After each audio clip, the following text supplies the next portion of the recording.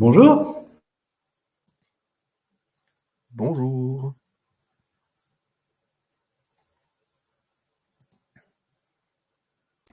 Est-ce que vous...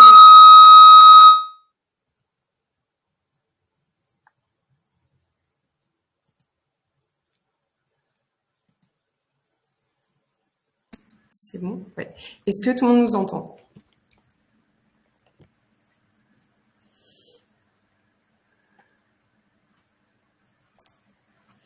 Ok. Ouais, on va attendre 2 petites minutes que tout le monde arrive. Hop.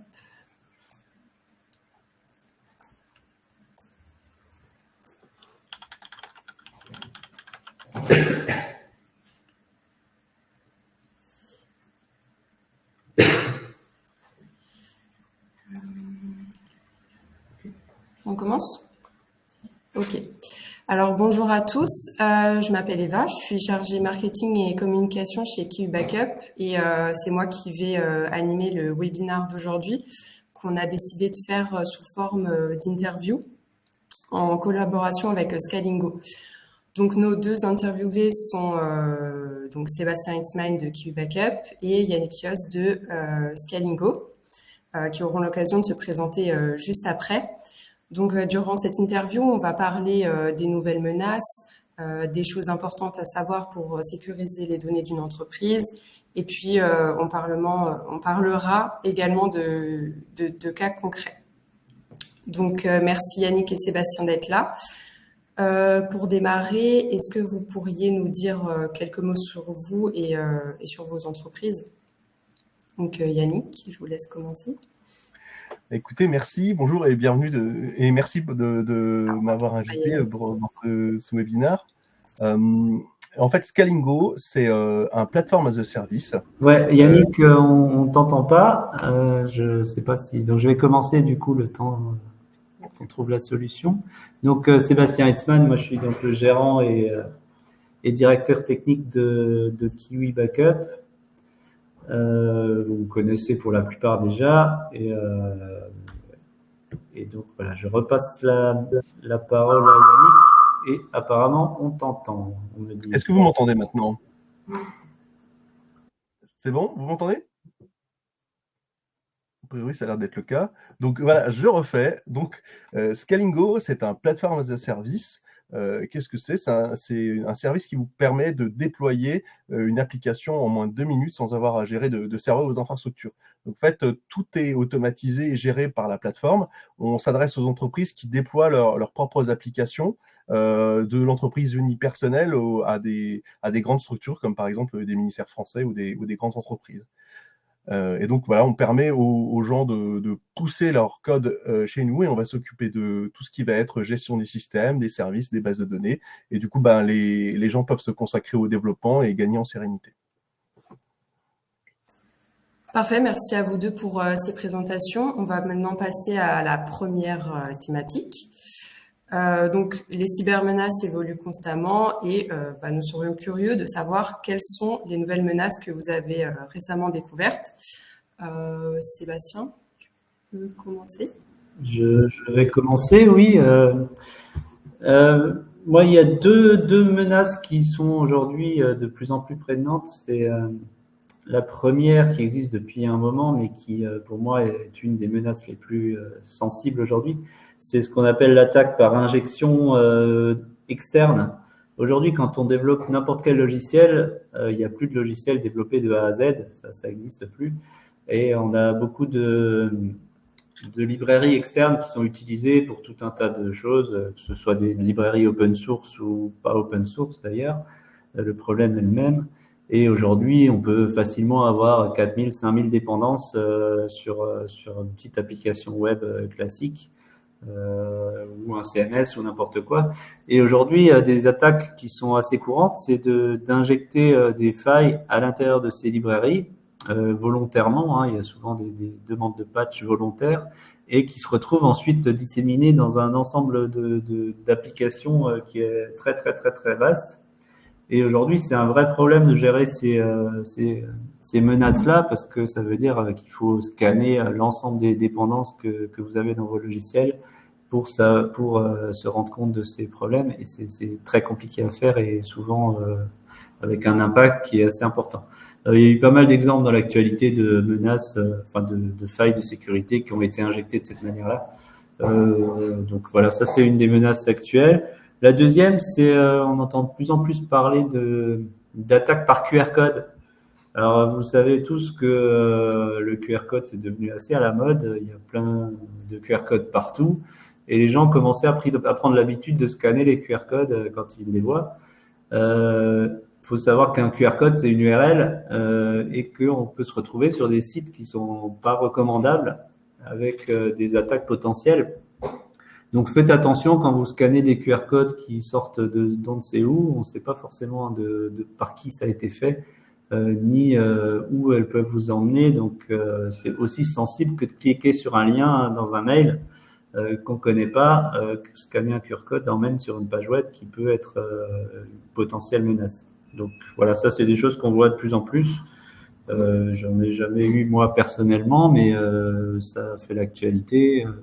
Il suffit de coller un QR code sur une vitrine de banque pour potentiellement attaquer pas mal de gens. Donc maintenant, je vais me taire parce que je parle beaucoup, mais je vais passer la parole à Yannick. Ouais, t'inquiète pas, moi je suis pareil, il faut m'arrêter tout le temps. Et ben écoutez, j'avais envie de vous partager le sujet d'une track que j'ai découverte aux assises de la cybersécurité récemment. C'était concernant l'utilisation de l'IA dans les attaques. Alors, à premier abord, on pourrait se dire, voilà, il va y avoir des robots automatisés qui vont attaquer nos entreprises, essayer de trouver des failles de sécurité. Eh bien non, figurez-vous que c'est beaucoup plus basique que ça. Finalement, les IA, donc tout ce qu'on appelle les large language models comme ChatGPT, permettent de faire beaucoup mieux une attaque qui est vieille comme le monde, qui s'appelle l'ingénierie sociale. Autrement dit, vous écrire des messages, vous faire croire que c'est quelqu'un de votre entreprise, c'est un service tiers qui vous écrit et vous devez renouveler votre mot de passe ou faire de façon urgente un virement.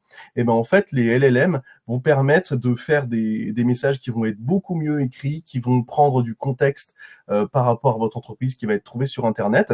Et du coup, quelque part, ça va baisser la barrière à l'entrée d'une attaque d'ingénierie sociale réussie. En fait, on a besoin d'être très peu compétent pour faire de meilleures attaques. Donc, ça veut dire que du côté des gens qui défendent, comme nous, eh ben, en fait, il faut beaucoup plus sensibiliser les gens parce que les indices qui pourraient montrer qu'un message n'est pas légitime, ils sont plus difficiles à déceler. Donc voilà, pour moi, ça, c'était une des nouveautés du moment que je voulais vous partager.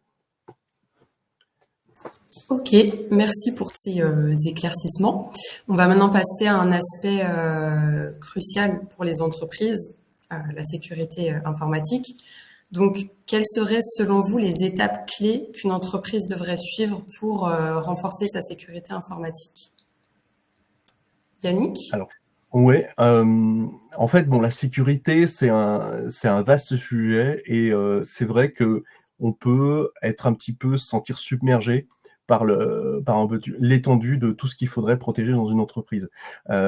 Pour ça, il faut savoir que l'ANSSI, donc notre gendarme de l'informatique nationale, a sorti un guide qui s'appelle le guide de l'hygiène informatique, qui est donc en 42 items et qui permet à toute entreprise de faire une auto-évaluation. Donc déjà, ça permet un petit peu d'avoir les bases. Et sinon, moi, de manière générale, il y a vraiment des choses basiques que j'aimerais rappeler. Il y a maintenant, aujourd'hui, il y a toujours une problématique autour de la gestion des mots de passe. Et moi, ce que je conseille toujours à tout le monde, c'est d'utiliser un gestionnaire de mots de passe centralisé, donc qui va permettre de générer des mots de passe et de les conserver de façon sécurisée. Donc, pour s'assurer que les gens ne réutilisent pas les mots de passe, ça va permettre d'auditer la sécurité des mots de passe et puis ça va permettre de révoquer les mots de passe si nécessaire. Alors, il y a des gens, ça arrive dans toutes les entreprises qui partagent des mots de passe. Et ben, au moins, un gestionnaire de mots de passe centralisé, ça permet de le partager en toute sécurité. Et à part ça, en fait, l'approche qu'on recommande toujours, c'est pour savoir ce qu'il faut sécuriser, il faut inventorier, c'est ce qu'on appelle ses actifs principaux, c'est-à-dire savoir qu'est-ce qui a de la valeur pour l'entreprise en termes informationnels, et à partir de là, décider comment est-ce qu'on va le protéger.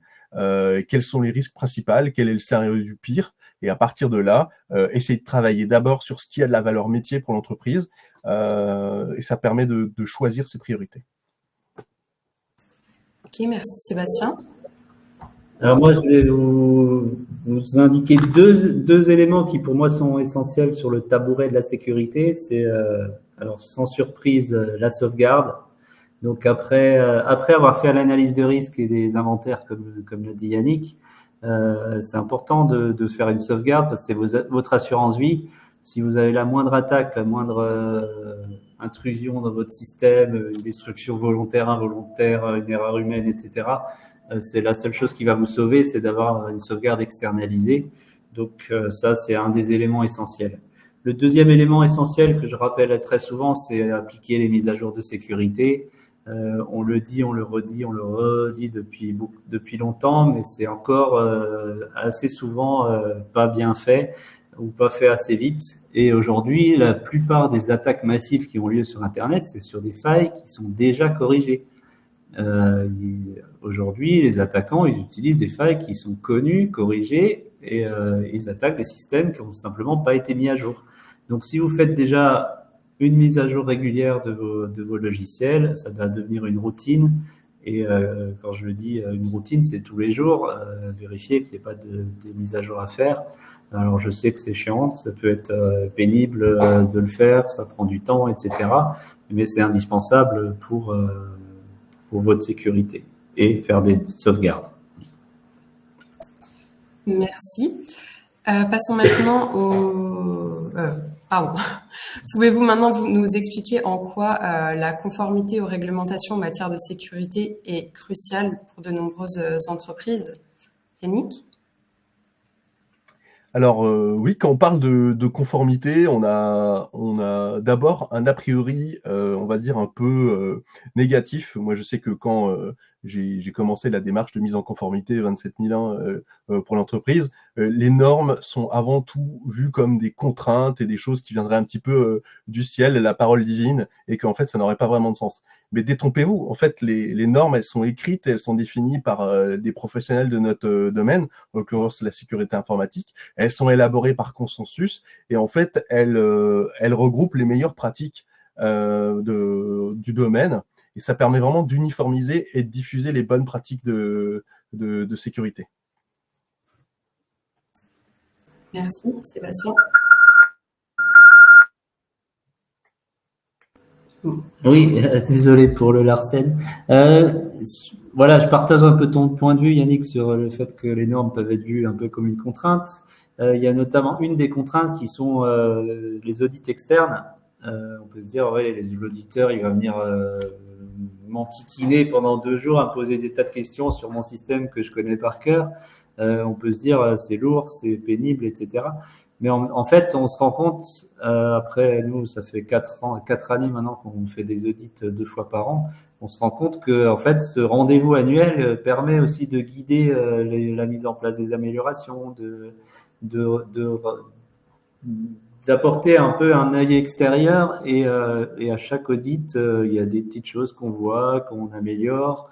Alors c'est généralement pas des choses très très graves, mais cette amélioration continue, elle est un peu pour moi drivée par les audits externes parce que c'est très compliqué de faire ça en interne et de se dire c'est bon, je suis assez grand pour m'occuper de ma sécurité. C'est aussi bien que de temps en temps il y a un œil extérieur qui vienne voir et qui dise là-dessus on peut faire mieux sur certains points. Et souvent, dans les audits, moi, je me rends compte que la plupart des améliorations et des non-conformités, on les trouve nous-mêmes. C'est nous, en discutant avec l'auditeur, qui disons, tiens, là, ça serait bien qu'on fasse ça. Avec la maturité, en fait, c'est presque nous qui rédigeons les non-conformités avec l'auditeur. Et c'est très bien comme ça, parce que c'est un travail collaboratif et c'est externalisation des audits, pour moi, c'est vraiment très positif. Alors, je n'étais pas forcément convaincu au départ. Hein. Je suis un peu comme toi. Non, c'est vrai, il faut vraiment... on voit du coup... On va maintenant parler un petit peu des spécificités et des solutions KU Backup et Scalingo. Sébastien, la gestion des données est un aspect essentiel de la sécurité informatique. Comment Kiwi Backup aide les entreprises à gérer leurs données sensibles de manière sécurisée? Alors le premier point, c'est évidemment, on fait de la sauvegarde, donc on vous rassure sur le fait que si vous perdez tout votre système informatique, on va être capable de rendre les données que vous nous avez confiées. Donc ça, c'est le point numéro 1. Et le deuxième élément sur la caractéristique de cette sauvegarde, c'est que une sauvegarde, pour moi, elle doit être inamovible. Donc je répète assez souvent ce terme-là, c'est-à-dire qu'elle doit être inaltérable par un attaquant.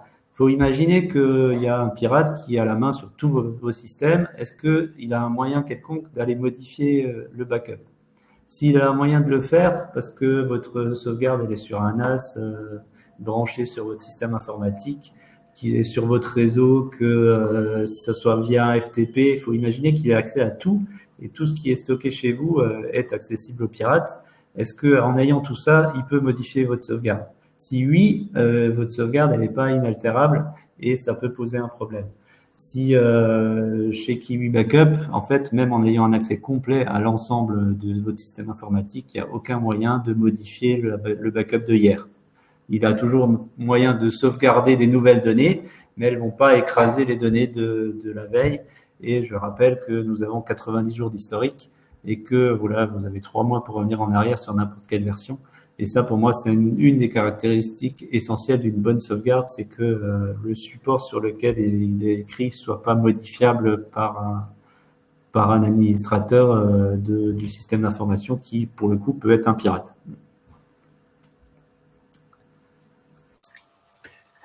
Alors, Yannick, du côté de Scalingo? Du côté de Scalingo, en fait, nous, on va assurer, au niveau de la sécurité de l'information, il y a quelque chose qui va être très important, c'est ce qu'on appelle la résilience de votre application et de vos données. En fait, nous, on fournit ce qu'on appelle la MCO, c'est-à-dire le maintien en conditions opérationnelles, et la MCS, le maintien en conditions de sécurité. Qu'est-ce que ça veut dire? On va faire du monitoring sur l'ensemble de la plateforme. On va mesurer le trafic réseau, on va mesurer la charge des machines. Et ça, en fait, ça va être un service essentiel pour assurer que vos applications sont disponibles 99,9% du temps. Donc, ce maintien, cette surveillance de la plateforme, il est fait en continu par notre équipe d'experts, y compris en astreinte, en heures non ouvrées et les week-ends. À côté de ça, on va faire les mises à jour de façon automatique et transparente au niveau des patchs de sécurité des systèmes. Et vu qu'on propose aussi de l'hébergement de bases de données, ces bases de données vont être sauvegardées. On a des backups de bases de données qui sont conservés 1 an. Et ces backups, ils sont chiffrés au repos. C'est-à-dire que si maintenant il y avait quelqu'un qui arrivait à accéder au disque où sont sauvegardées les données, c'est pas possible de les déchiffrer sans avoir vos clés de déchiffrement. Voilà. Et enfin, au niveau de la souveraineté, on héberge les données. La totalité de nos données sont hébergées en France. Merci pour ces précisions. Pouvez-vous maintenant partager des exemples concrets de cas où vous avez chacun aidé des entreprises à surmonter des défis informatiques et à protéger leurs données? Yannick?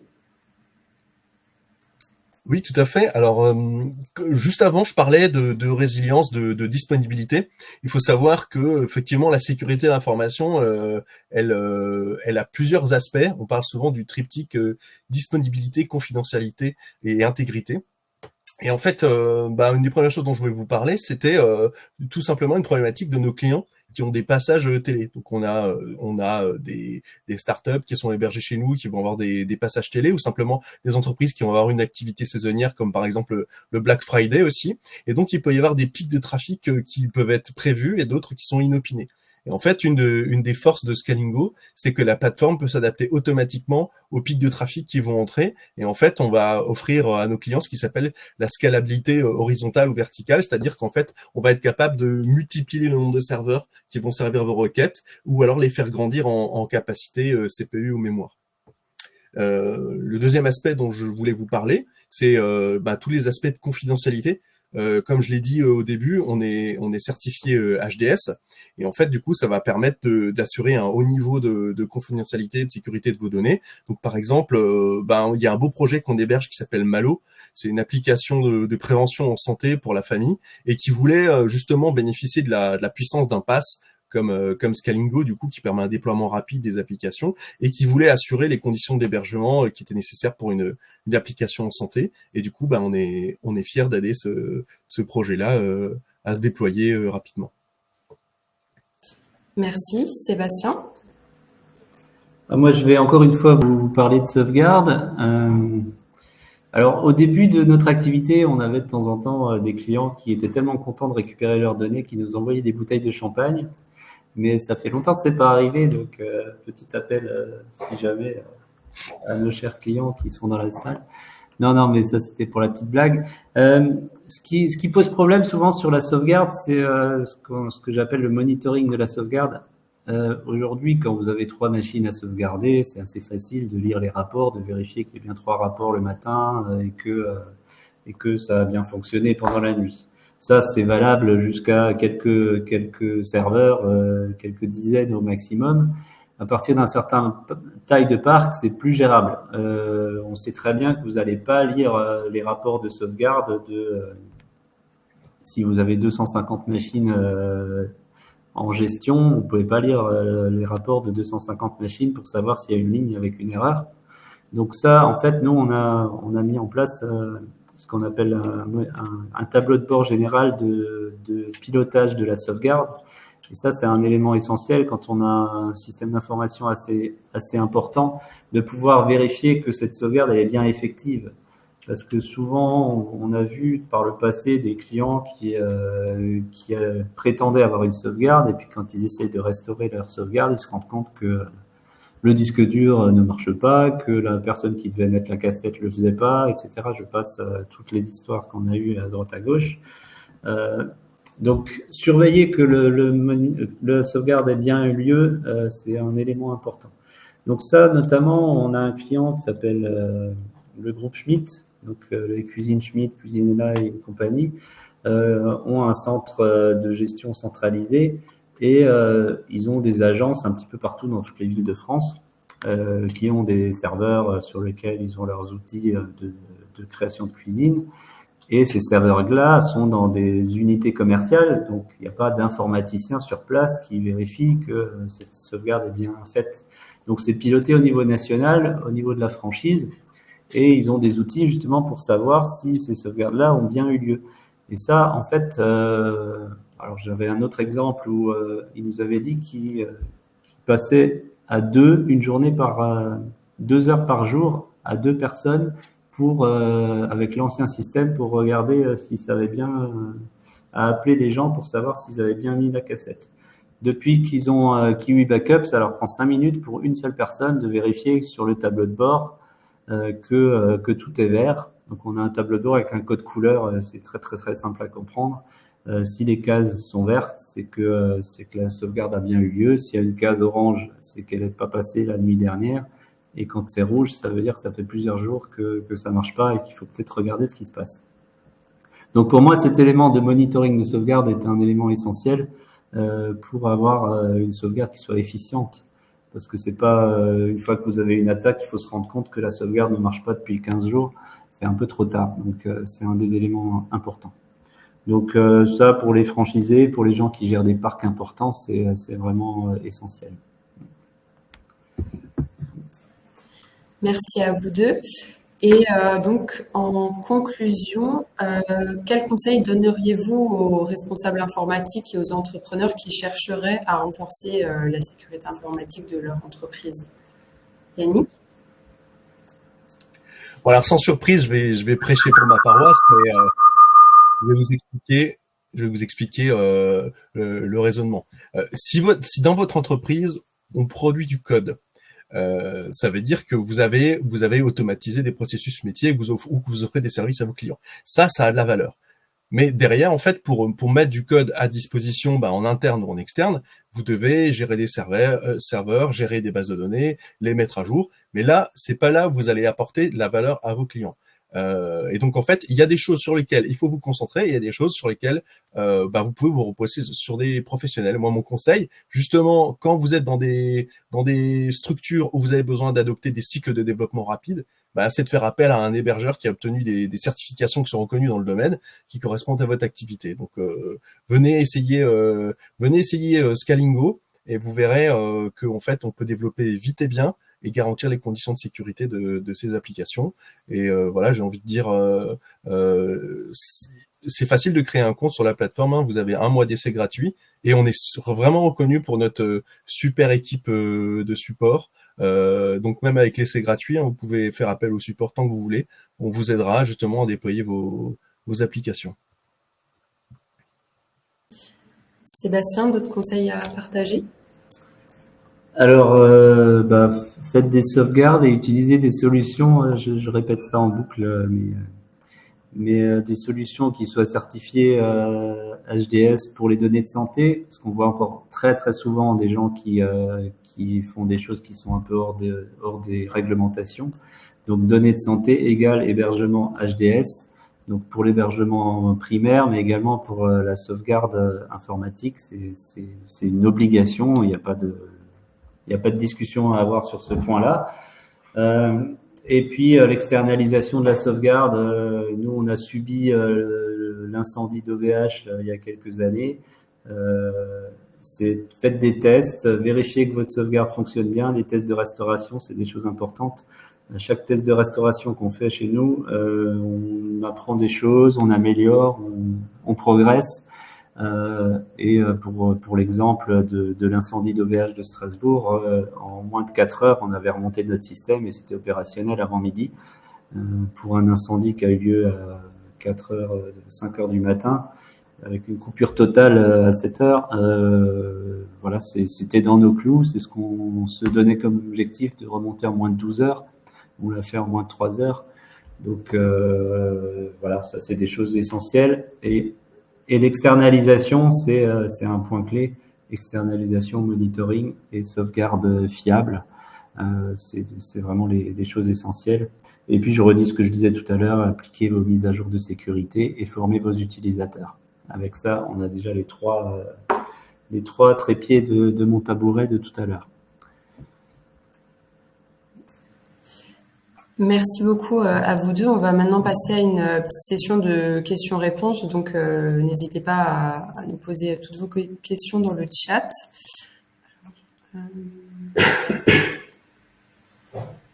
de questions pour l'instant. N'hésitez pas. Micro.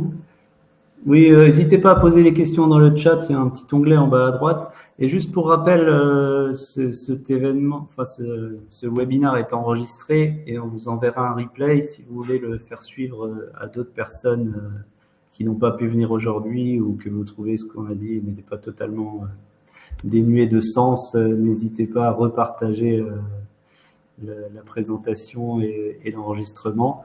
On vous l'enverra à la suite du webinaire. On fait une petite communication. Vous l'aurez par mail dans les jours qui viennent. Peut-être même aujourd'hui si Eva est motivée, mais voilà. Donc ça c'est juste pour meubler en attendant que vous posiez vos questions. Donc s'il n'y a pas de questions, c'est qu'on a été très très clair, Yannick. Donc bravo à toi. Bravo à toi. On avait une petite slide avec nos coordonnées aussi, je crois. Pas de questions. Je crois pas. Alors je sais qu'il y a 2 onglets de questions, donc selon où vous posez les questions. Mais j'en ai dans aucun des 2 éléments. Donc. Après, s'il n'y a pas de questions, juste pour rappel, nous avons nos différents contacts et il y a également les contacts commerciaux. Donc ça, c'est les contacts si vous voulez parler de sécurité d'information pour prendre contact avec nous directement. Si vous êtes intéressé par les solutions de Kiwi Backup, il faut prendre contact avec Stéphanie Meyer, que vous connaissez déjà tous et dont le numéro est le même. Donc, c'est bien le 03 89 333 888. L'adresse mail, c'est juste stéphanie@kiwibackup.com. Et Yannick, je vais te laisser donner les coordonnées de ton contact technique, parce qu'on n'a pas eu le temps de mettre à jour le site. Oui, tout à fait. Vous pouvez, alors du coup, si vous avez des questions, En termes de sécurité, vous pouvez m'écrire à yannick@scalingo.com ou security@scalingo.com. Si vous voulez donc essayer la plateforme, comme je l'ai dit, vous allez sur www.scalingo.com et vous pouvez essayer la plateforme sans problème. Et si vous voulez prendre contact avec notre Chief Revenue Officer qui s'appelle Yann Bienvenu, c'est yann.bienvenu@scalingo.com. Est-ce que je peux coller ces coordonnées là dans le chat?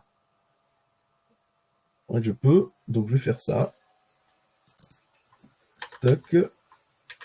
Voilà. Vous pouvez écrire à Yann Bienvenu, yann.bienvenu@scalingo.com et voilà son numéro.